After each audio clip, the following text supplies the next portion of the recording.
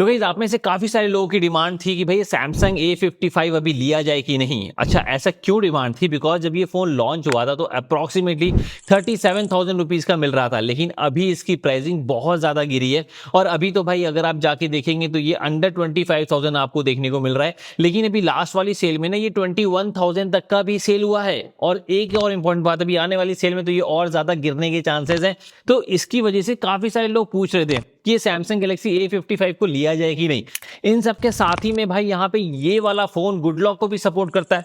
तो मतलब इतनी सारी चीजों के बाद में वाकई में इस फोन को लेना चाहिए या फिर नहीं, इसी चीज को मैं इस पर्टिकुलर वीडियो में क्लियर करूंगा यहाँ पे अपने इस लॉन्ग टर्म रिव्यू वाले वीडियो में। सबसे पहले तो मैं आपको बात बता दूं यहाँ पे बिल्ड एंड डिजाइन की। भाई बिल्ड एंड डिजाइन एक नंबर की है, IP67 रेटेड है। साथ ही में बैक से आप देखेंगे तो यहाँ पे एकदम ग्लॉसी बैक वाला डिजाइन देखने को मिलता है, जो कि काफी प्रीमियम लुक एंड फील भी देता है। यहाँ पे ये कॉर्निंग गोरिल्ला ग्लास के साथ में प्रोटेक्टेड है। साथ ही में आप फ्रेम भी देखेंगे तो यहाँ पे ये ना एल्यूमिनियम बिल्ड है। और इसके अंदर आप यहाँ पे या तो आप 2 सिम कार्ड इस्तेमाल कर लें या फिर इसके अंदर एक भाई हाइब्रिड सिम स्लॉट मिलता है, तो मतलब मेमोरी कार्ड भी एक्सपेंड करने का ऑप्शन है। लेकिन अभी जो प्राइसिंग आ रही है ना इसकी 256 GB वाले वेरिएंट की आ रही है, तो उसमें आपको एक्सपेंड करने की भी जरूरत नहीं पड़ेगी। अच्छा, इसी के साथ में आपको यहाँ पे डुअल स्टीरियो स्पीकर्स भी देखने को मिल जाते हैं, जो कि डॉल्बी एटमॉस के सपोर्ट के साथ में आते हैं। अगर आप सेटिंग्स के अंदर जाएंगे तो आप कस्टम इक्वलाइजर को भी यहाँ पे सेटअप कर सकते हैं और बहुत ही बढ़िया इसके साउंड की क्वालिटी निकल के आती है, चाहे आप म्यूजिक सुने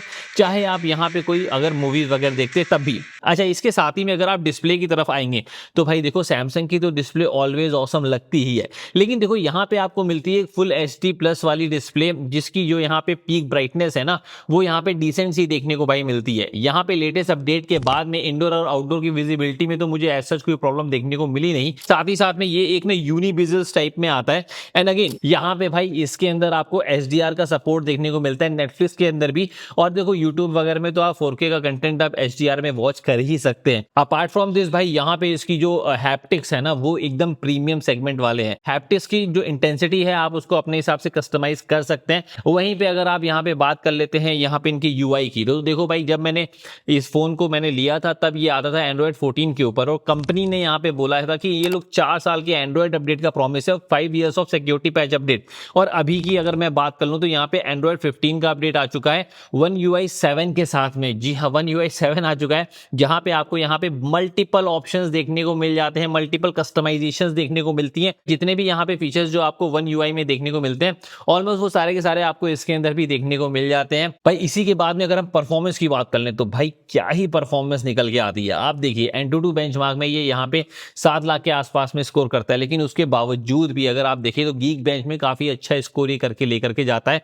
और ओवरऑल अगर आप देखें तो एनिमेशन देखिए यहाँ पे ऐप के बीच में कितनी ज्यादा है, और ये फोन बहुत ही ज्यादा स्मूदर रहता है, चाहे आप यहाँ पे कैमरा इस्तेमाल करिए चाहे कुछ भी। यहाँ पे मैंने थोड़ी बहुत गेमिंग भी करके देखी है, तो एक आपको यहाँ पे डिसेंट सी गेमिंग करवा करके देता है। मैं ये नहीं बोलता कि ये एक गेमिंग फोन है, लेकिन हाँ यहाँ पे एक डिसेंट सी गेमिंग ये आपको करवा करके ना दे देता है। साथ ही में डे टू डे टास्क में आपको बिल्कुल भी प्रॉब्लम नहीं होगी। खासकर ये सैमसंग के फोन लोगों को इसलिए भी पसंद है ना कि इसके अंदर भाई यहाँ पे चुपके से वो कॉल रिकॉर्डिंग करने का भी ऑप्शन आपको डिफॉल्ट में ही देखने को मिल जाता है।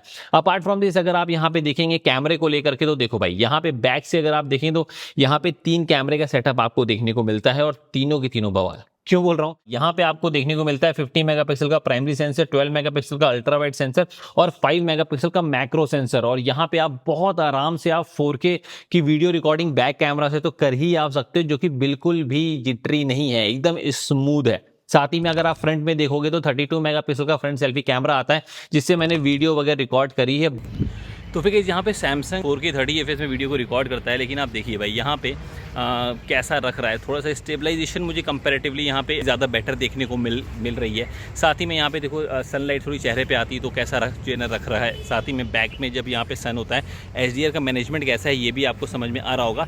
साथ ही में देखो इसमें ना वीडियो रिकॉर्ड कर सकते हैं, तो बेसिकली अगर आपको यहाँ पे ना व्लॉगिंग वगैरह करना है तो उसके इफेक्ट निकल के आता है। हालांकि जूम इन जूम आउट का ऑप्शन नहीं मिलता है सैमसंग में, बट ओवरऑल अगर मैं बताऊँ तो कैमरा के मामले में में इसने मुझे ज़रूर से इम्प्रेस किया है। अगर हम फोटोज़ वगैरह की बात कर लें तो देखो भाई यहाँ पे क्योंकि One UI 7 आता है तो आपको बहुत सारी कस्टमाइजेशन और एडिटिंग के भी ऑप्शंस आपको देखने को मिल जाते हैं फोटोज़ में भी, तो जिसकी वजह से आपको ओवरऑल अगर आप एक्सपीरियंस की बात करेंगे इस फ़ोन का तो वाकई में एक प्रीमियम सेगमेंट वाला फीलिंग आपको ये फ़ोन निकाल करके देता है। और अगर आपकी रिक्वायरमेंट एक ऐसे फ़ोन की थी ना जहाँ पे कम बजट में एक यहाँ पे प्रीमियम फीलिंग आ जाए तो भाई दिस इज़ द फ़ोन जिसको आप यहाँ पे परचेस कर सकते हैं। तो आई होप कि मैंने सारी की सारी चीज़ें कवर कर दी, लेकिन फिर भी अगर आपको लगता है कि कुछ चीज़ें मिस करी हैं तो आप मेरे से पूछ सकते हैं कमेंट सेक्शन में। लेकिन हाँ, यहाँ पे एक चीज़ है, यहाँ पे 5000 मिली एम्पीयर की बैटरी आपको देखने को मिलती है 25 वॉट के चार्जर के साथ में, जो कि भाई बहुत आराम से आपको 1.25 से 1.5 घंटा लगता है फुल चार्ज होने में।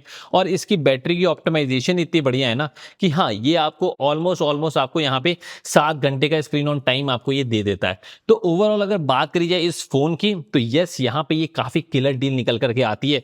तो आप मुझे बताइए कि आप इस फोन को ले रहे हैं या फिर नहीं इसी सेल में, बिकॉज इससे बेहतर कैमरा सेंट्रिक फोन तो कोई भी नहीं निकल के आ रहा है इस पर्टिकुलर प्राइस पे।